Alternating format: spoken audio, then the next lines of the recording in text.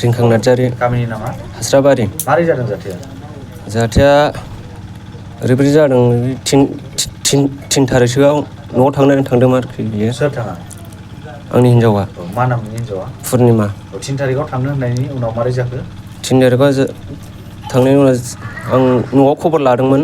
न'आव खबर लाहरनायाव बियो न'आव सहैयाखै, गैया होनना बुंहरदों। सोरखौबा लांफादों नामा? फिसाला दंमोन सासे। बेसेबां बोसोर बैसोनि? 4 बोसोर। थाखा फैसाबो लांफादों नामा? थाखा फैसाबो लांफादों लांनाया। बेसेबां लांदों?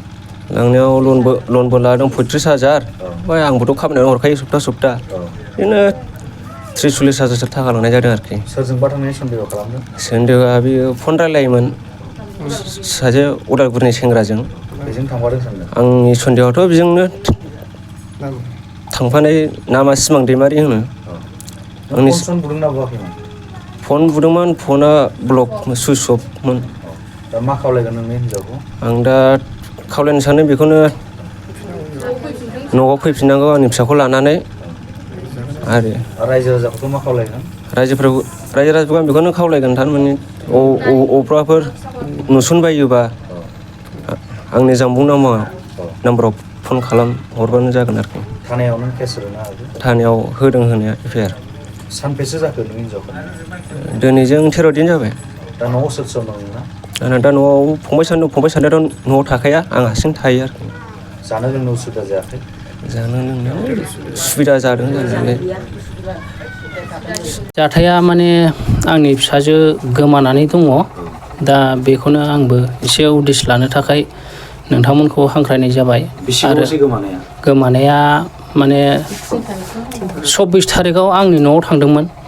24 तारिखनिफ्राय गाव न'आव गिदिंफिनदों। ओमफ्राय न'आव फैनानै 3 तारिखनिफ्राय माने मानसिया बे हौवानि न'आव गैया आरो।